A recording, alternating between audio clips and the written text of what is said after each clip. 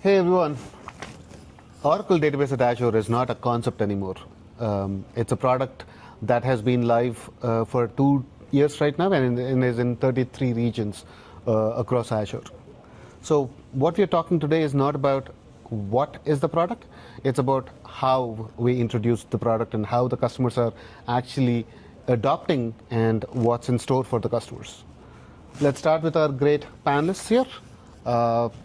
Let's introduce our panel. Let's start with Sai. You? Yeah, introduction. Yes.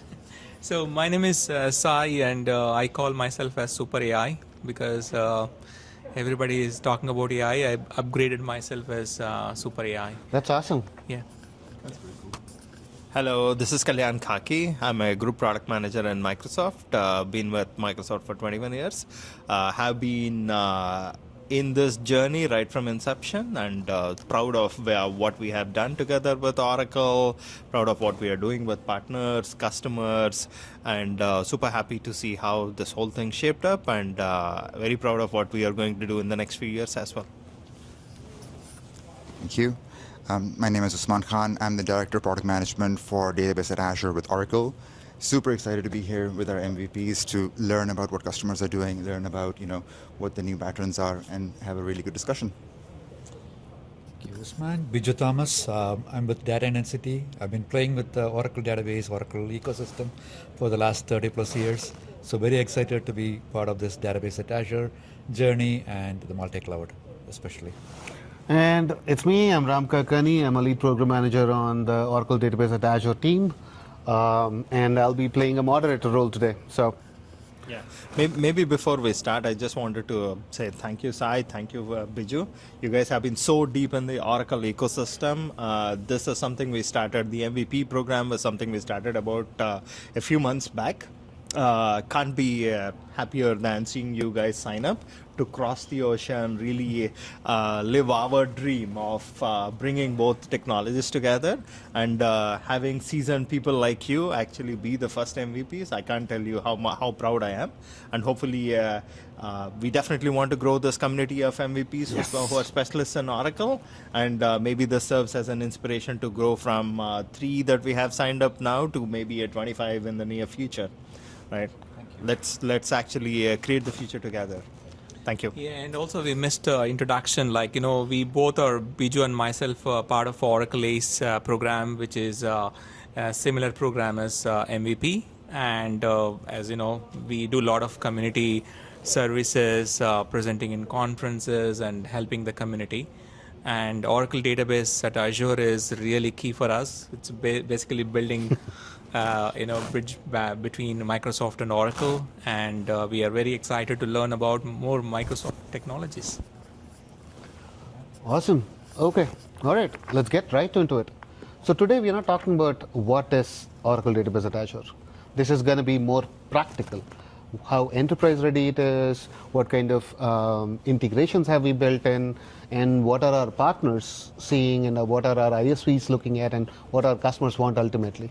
And how is this setting all of us up for success in terms of Microsoft and Oracle partnership, plus the customers in migrating their Oracle workloads, and the partners helping the customers and making the business. Yeah. Let's quickly start up. All right, I'll fire with my first question. In one sentence, what's the most common Oracle Database at Azure conversation you're having right now with your customers? Yeah, I think I've been supporting this for last 2 years. So we are now, I think most of my major customers are already in this Oracle Database at Azure. Basically, they migrated databases to Azure. And I think now they're figuring out, okay, now we have Oracle 26 AI. So how do we use these AI features combining with Microsoft services? So this is a vast area. Like, we are learning what are the Microsoft AI services, how do we use the Oracle Database 26 AI, vectors, features, and all. So that's a lot of things are going on, and a lot of projects and POC. So, yeah. So I have a different picture here because I represent the mid-market. Mostly my company, Data Intensity, we represent the mid-market. I mean, we have customers, database at Azure, but many of the customers are still talking about it because they are not comfortable moving. Especially our customers are running legacy. I mean, we call it legacy, but Oracle is still supporting those applications like eBusiness Suite, JDE, PeopleSoft. They are not the first ones to do the migrations or take the challenges, right? They are always like, okay, if there is no other go, I mean, like, we'll do it. If we are going to unsupport this, then I'll migrate. I mean, those are the customers. There are a lot of customers like that. I mean, like that. According to Oracle's estimate, there are about 8,000 eBusiness Suite customers still not in any cloud. I mean, like not OCI, not Azure. No, they're still running on premises. So this multi-cloud, especially database at Azure, is a good opportunity for them to reconsider their architectures, right? When at Data University, we had our private cloud. We closed our private cloud about four years back in 2021. We made the decision in 2022, we closed the cloud because it was not economical for our customers, for ourselves, to compete with the hyperscaler. So, and that's what we see with every customer. And what we see is like, okay, I mean, they have chosen a cloud, they have migrated, but they haven't migrated their legacy system, but they have like maybe AWS, maybe Azure. Right. They have some cloud where they have migrated. Now, this Oracle workload is left behind. This multi-cloud opportunity, this flexibility, this connectivity where Oracle database can sit along with the other applications is a huge thing for the customers. So we are having those discussions. Customers are interested. They want to talk about it, want to understand, especially the architecture. And that's, I would say, like maybe from Microsoft side and Oracle side also, people want to see, yeah, everybody understands it is available, the service is available. What is day two, right? I mean, if I have a problem, who do I contact? Do I reach out to Microsoft? Do I reach out to Oracle? What is the lag? I mean, that's what they want to understand. Maybe if you give some clarity there, that'll be helpful, very helpful. That's a great segue, right? Yeah. So, Actually, Kalyan, what are you fantastic. looking So at? I think if I can add, perfect ends of the spectrum. They're even sitting on the two ends of this here, right? So at least being in the product head of product management role, what I've seen is truly this whole spectrum, right? Over the last couple of years, we have had hundreds of customers with mission critical applications already completing their migrations to cloud and wanting to now think about how they can take advantage of the agentic operations, AI ops, or how do they bring business value to their knowledge workers with integrations into some of the Microsoft suite, right? We have certainly seen customers on that end. And there are definitely customers who are probably in regulated industries who are like, hey, love what we are seeing. We have to do POCs, and then we'll have to go figure how it aligns with the compliance, and then we'll have a plan, all right? To me, I really think if you want to seize the AI moment, this is the time.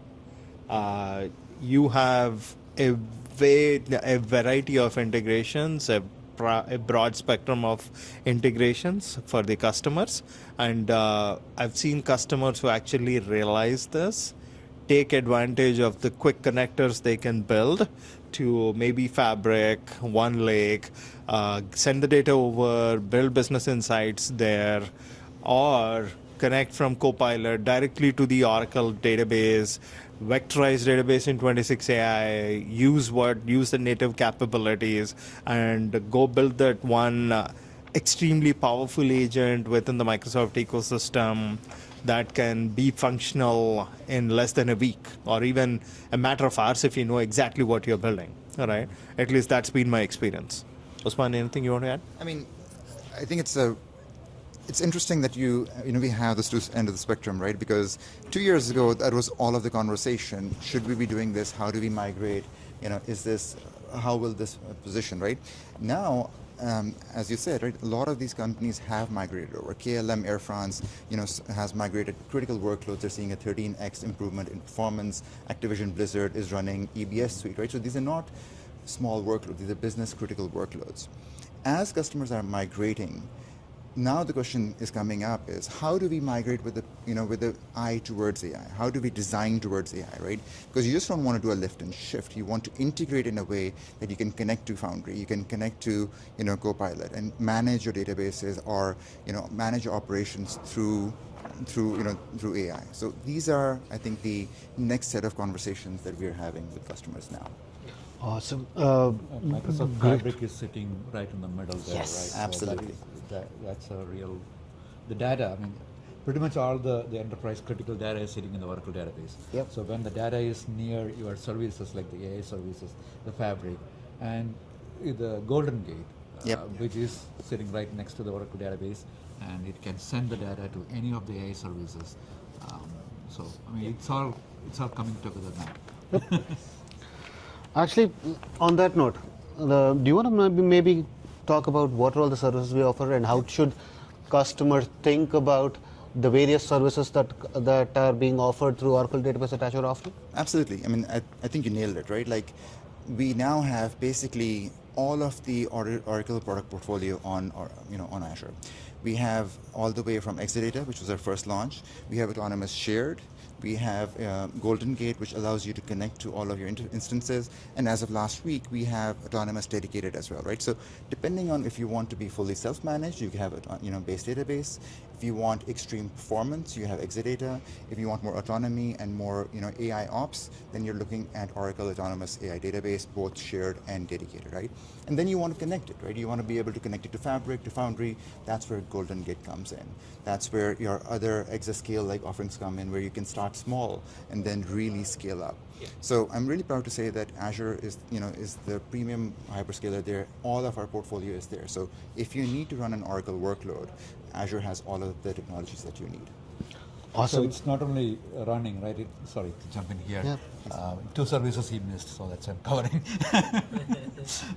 It's protecting data also, right? Absolutely. So you have the autonomous recovery service, which is very critical for many of our customers. I mean, how data is backed up and protected. Absolutely. And I read that FSDR is also available in Azure. Is that right? Full stack disaster recovery service. That's on the roadmap. It's on the road. Okay. Yeah. So those two are awesome services. That's a really, really good point. Autonomous recovery is really kind of our key pivot for how do we make sure that the data that customers have is secure. And not just secure across regions, right? Like we have this moment where we can actually offer you data resiliency across clouds, which is, I think, an industry first. So that's very cool. Awesome. And Kalyan, of all these services, can you talk about how we've invested as Microsoft in enterprise readiness? How should customers think about enterprise readiness? Absolutely, great point. I mean, to start with, when you think of enterprise readiness, right, the journey starts with HA not just in the rack, but also at the zonal level, right? As Microsoft, we have the maximum number of multi-zone regions where Oracle Database at Azure is deployed, 22 to be specific. The remaining 11 regions where we have are single zone regions for Microsoft itself. All right, that's the first starting point. At least 2 zones where Oracle Database at Azure is available. Right.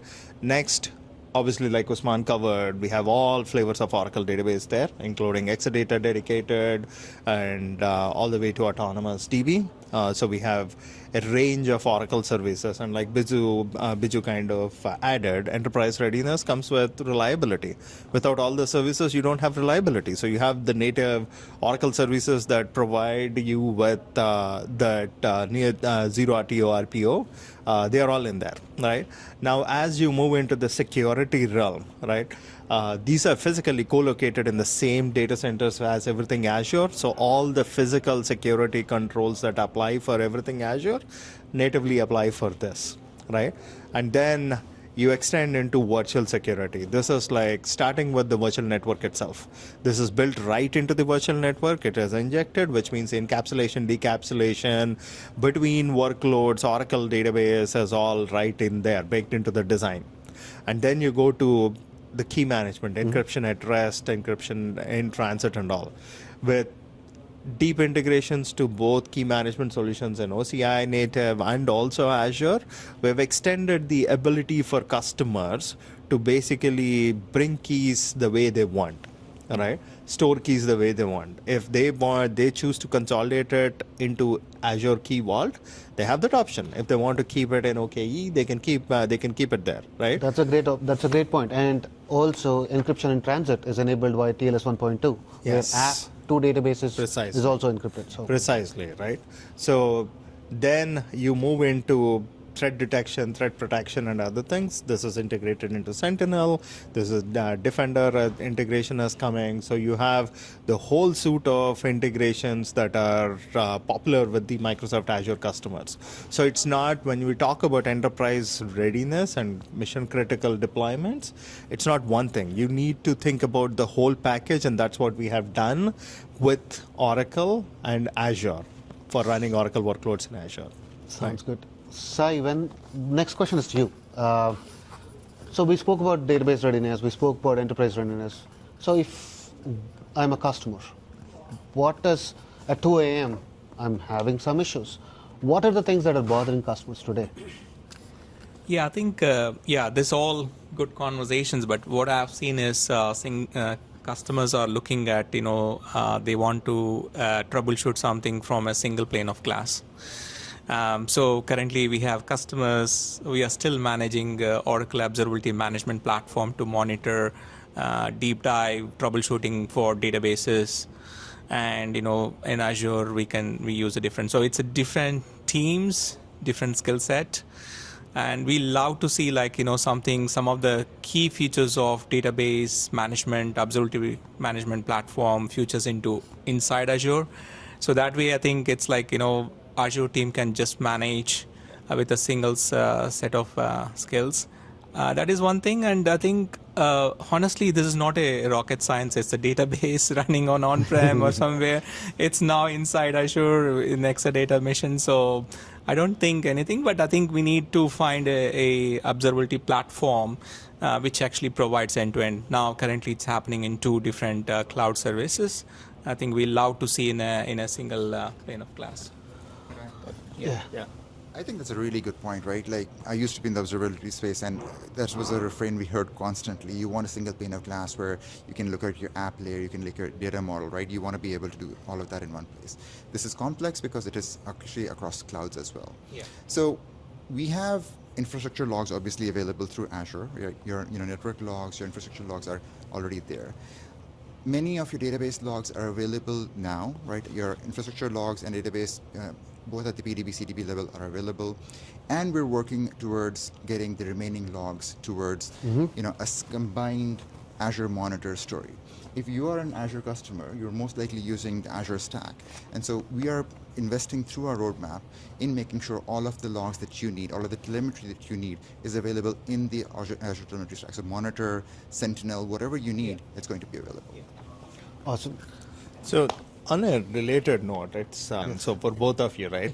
What do you guys think about deeply integrating the agents? Obviously, Oracle is building agents to go manage the database, applications, and all, right?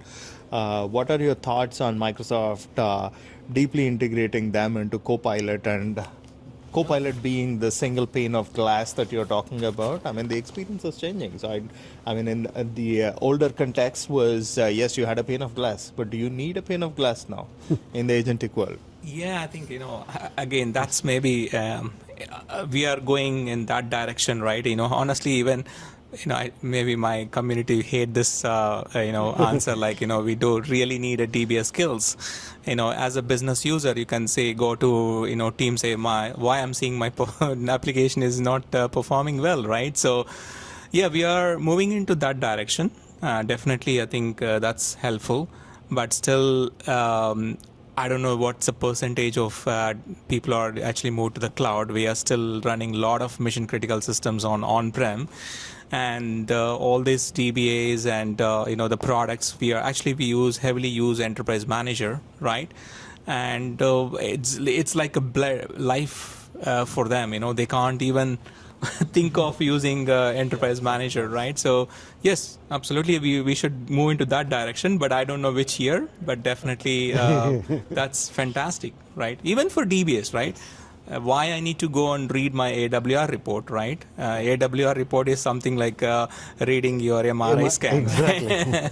So if you have something, if I just go to Teams, say why my performance is not good, Teams can say, oh, go and check the network, right? Yeah. So that's absolutely fantastic. Yeah. Actually, on that same note, let me ask you a few more questions. Now that we are talking about I AI. have one thing to add to Sure. that. So, I think the DBAs would love to type and not read AWR reports and then troubleshoot. I mean, they would love to ask the question like, why is my database slow at 2 a.m.? What was going on? And the AI agent connected through an MCP probably. I mean, like that's what we are talking about. Like, again, the challenge is even though you say that it is secure, the AI agent cannot see the data, it sees only the metadata, all of that. How do you prove it? I mean, because the CISO sitting there in the company doesn't trust that. Yeah. So there is a good level of education and security need to be there, and then there has to be some guardrails as well as auditability that, I mean, what the AI agent is seeing and what it cannot see. I think that education is needed before we step into like, okay, hey, DBA start using Copilot and this thing, because That makes sense. the company, the enterprise is not going to let the DBAs do that. Actually, on that same note, right? Like we spoke about data ops or ops persona for a bit, right? Which is good. What are you looking at with your business users now that Oracle database is here in Azure and integrated closely with Fabric and Azure AI services, like we just spoke, right? What are the use cases that you are seeing, or what are the trends that you're seeing in the industry? So now the trends we see is like Azure has a lot of AI services, the Azure Fabric, Azure BI. So all of that, BI Publisher, all of that is helping the customer to get the data, real-time data, like real quick. Doesn't have to wait for the ETL process to complete from one system to other system with the database at Azure, and being the Oracle database with the mission critical data available next to these AI systems are really helping the business users. That's probably what you see there. We you know. used to say always, okay, data is there somewhere, so we can't solve your business problem. So those days are gone now. So there's no escape because it's next to your application.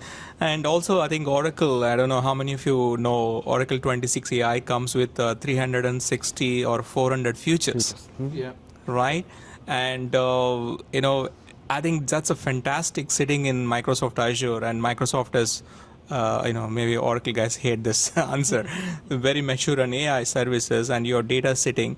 And also, one of the thing I am seeing in from my customers is, before even day zero, all the databases are spread across so many thousands of VMs. Now this is a good opportunity to consolidate into Oracle, right? And that is very important for AI, right? And there are a lot of operational advantages, like you can reduce 60% of your operations cost, and you can cut down human DBAs. But the important thing is now with a single database, you can use everything is consolidated here. You are saving cost, and also it's useful for your AI thingy, right? So that is, I think I'm seeing a lot of, because everybody talks about AI, but the data is scattered across so many databases, right? Now this is I think maybe in a couple of years you see like everything is dumped into Oracle database. Now once that is there, I think you can really see there's unlimited of business opportunities. Awesome. Yeah. So you're talking about data sprawl in various data, structured data, unstructured data.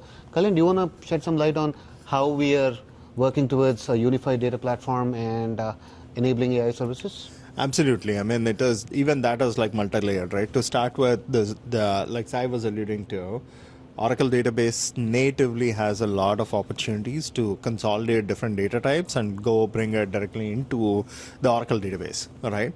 But your more advanced agentic AI systems likely need data not just from Oracle, likely need data from maybe a Salesforce system, maybe a SharePoint. You have like business process context all set in SharePoint, right?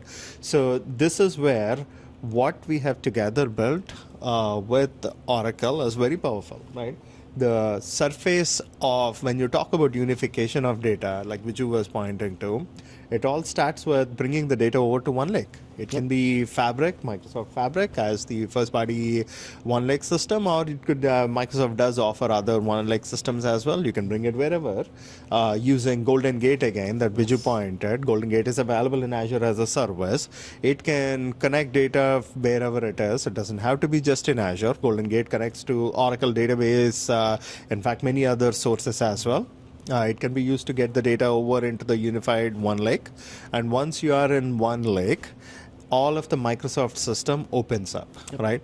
Govern it with Purview, analytics with Power BI, surface it into Teams, all the Microsoft 365 ecosystem, all right? And the best part is the data agents that are built are available right out of the box. All right. So lots of opportunities. That is when you want to bring the data over. Otherwise as well, right? If your task is like an agent that queries your Oracle database Directly. and can directly take an action, the Copilot can connect directly to an Oracle database. You can go use GitHub for this. You can use AI Foundry for this, or you can even use Copilot Studio. Lots and lots of options to unify the data or connect your agentic development experience to Oracle data wherever it is. Yep, sounds good. And Usman, on that same note, could you talk about the improvements that you guys are making through Oracle databases in terms of vector search, embeddings, the MCP servers? I mean, I think we've covered a lot of those items already, but to kind of shed more light, right, and to add to your point, a lot of the core data in the world, right? Like Oracle is a system of record for so much of the world's enterprise data. And if we can unlock it through the vectorization that comes with 26 AI natively, if we can essentially, without having to copy the data, without having the data sprawl, make it available into Azure AI services, right? And I think it is a huge opportunity for customers and enterprises to say, this isn't just data that's trained on the internet. This is data that's reflecting directly onto my private data. It's looking at my databases, but it's also looking at my ERP data. It's looking at my legacy applications data. All of that data can be unified, queried from one place, and then we can do things on top of that. So I think that is the real opportunity that comes from unlocking that data. Now, question to you about that one. Are customers starting to see that? Are they trying to unify, the applications and databases onto the single pane of glass, or is that something that they're moving towards, or what can we do to, further that? Yeah, I think especially on the databases, we are seeing like one of the pharmaceutical customer, they run like 5,000 databases. And again, there's a lot of things, right? Every database in different version. And we are trying to unify into 19C. Again, they are not ready at 26 AI. And also good part is Oracle also backported some of the features from 26 AI to 19C. That's also good news. So that straight away they can use AI services on 19C. And I think from my point of view, I'm seeing a lot of consolidation on databases because honestly, the AI projects, right, everything is perfect on POC because you are looking at a very small set of data, very structured. It's like a Lego brick, right? You see something. When you want to build something, a bigger one, then you need data, right? So all data should be centralized. I think if we can help from Microsoft and Oracle, like how quickly, again, that's also a challenging area right now because we talk easily, consolidate, but it's not that much easy, right? If both organizations can bring something like a tools or a methodologies to consolidate those things, I think instead of spending next 5 years or 10 years, people can do in 2 years time, right? So that way they can see that what we are talking about AI.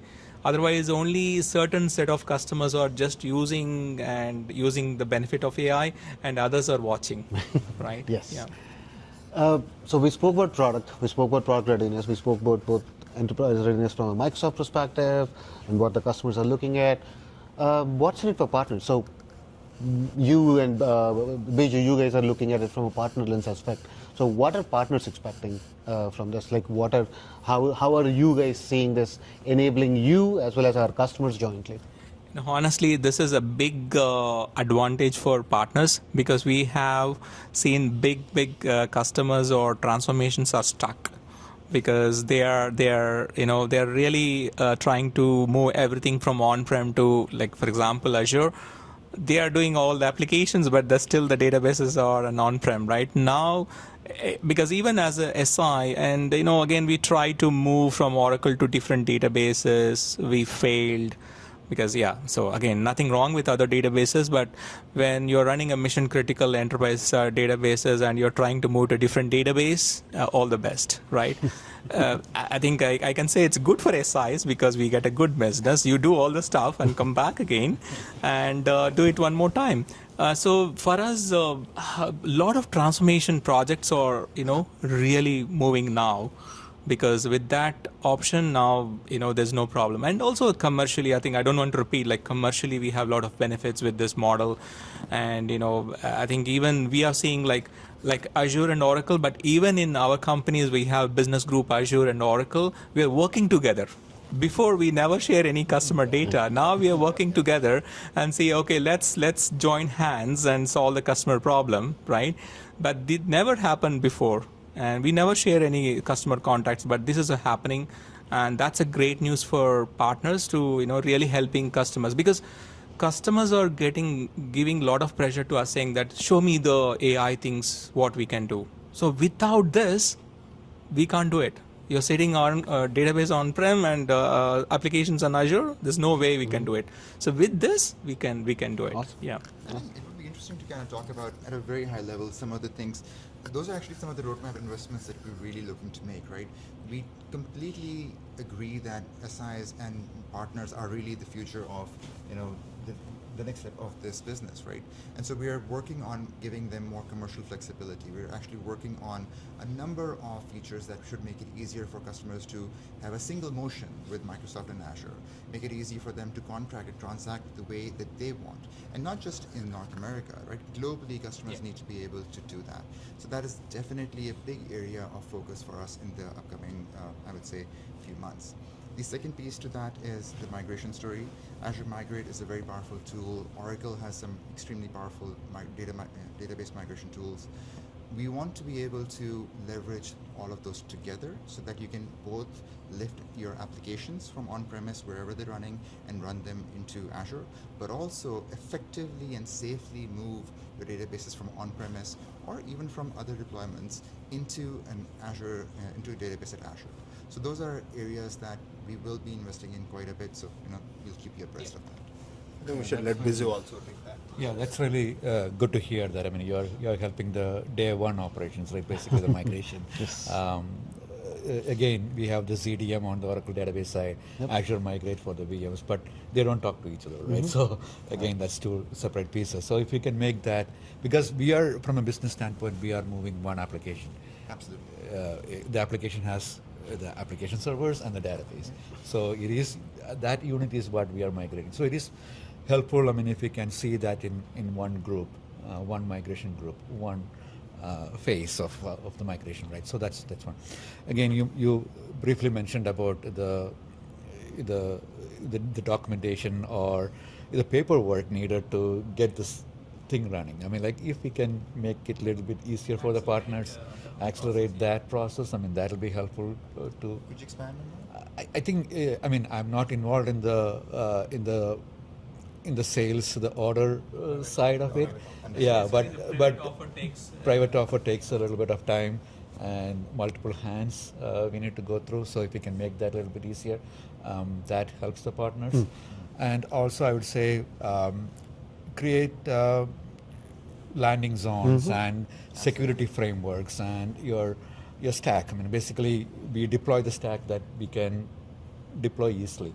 That'll help partners like us. I mean, especially when we are dealing with the mid-market customers. I mean, like time is of essence, and automation is very, very, very important for us. Yeah. So on that note, right, we have published landing zones in Azure Architecture Center, and Oracle also is publishing the landing zones architecture as well. And there is a heavy investment that both teams are doing in infrastructure as a code by enabling bicep templates, by enabling PowerShell, by enabling CLI, and also REST APIs, along with that Terraform, right? All of these infrastructure as a code avenues are being pursued. So, along with that, best practices with recommended architectures are being published. So, Can I add, Biju? I think this is where you guys can, partners can be of immense help, right? We may or may not get all of the patterns. We may look at it purely from a systems perspective, from a product and platform perspective, but you guys implement this day in and day out. You probably know where the hot buttons are, where implementations fail, where customers have pain. So would love to partner with you guys, current MVPs, future MVPs, Oracle ACE directors, to ensure we have a plethora of these best practices. And we are so happy to jointly publish automated learning and tools. share the collateral with you, right? Yes. I mean, I would love to do maybe a monthly webinar with you guys. Whoever has the content, you publish it. I would love to have the product teams from Oracle and Microsoft come and do a webinar that we all jointly share the best practices of one of these applications. All right. Yes. Yeah, So- I think that's a basic requirement of MVP, right? So we actually sit between customers and the community and the Oracle and Microsoft, Yep. and we can give you a real feedback. That's Right, exactly what we so expect. very constructive.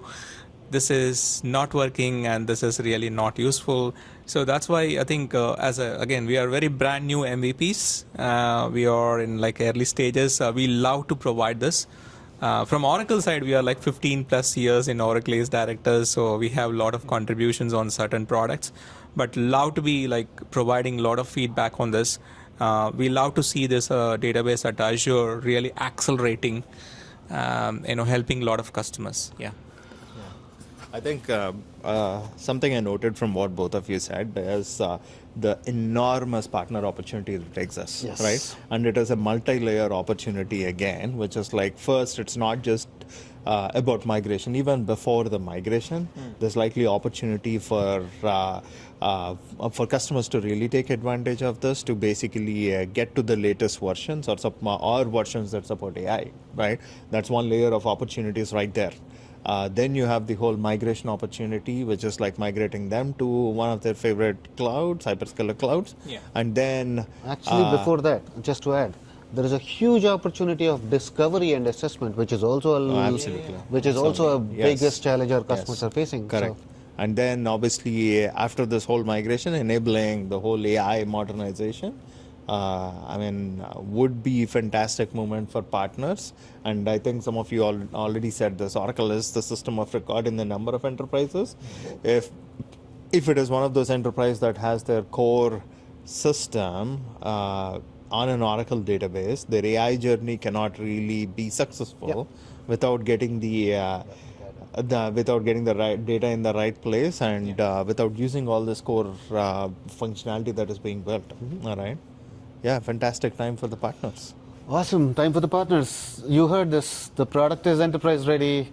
All the integrations that we have built, we've enabled our partners. We're ready for the customers to adopt it at scale and move your Oracle databases into Oracle Database at Azure and start innovation. And also we have MVPs helping us. So this is a new MVP category. Yes. So we are going to really accelerate, and we are going to really see. This is now currently the homework is on only 2 or 3 people. I think we want to see more people coming in. We are definitely going to help us. Awesome. Good to know. Thanks, everybody. Thank you so much. Thank you. Thank you. Thank you again, Biju, Sai, for showing up here. Usman, my friend, for building it together. And Ram, thank you for being a great host. Finally, to the MVP team for facilitating this as a part of the MVP Summit. Next time, I would love to see maybe 5 times more MVPs in this panel, and Yes. and do a bigger event. Yeah. And Thank you. also thanks to Gauri for organizing this. She's not in the camera, but we will show you her in. Thank you so much. Thank you.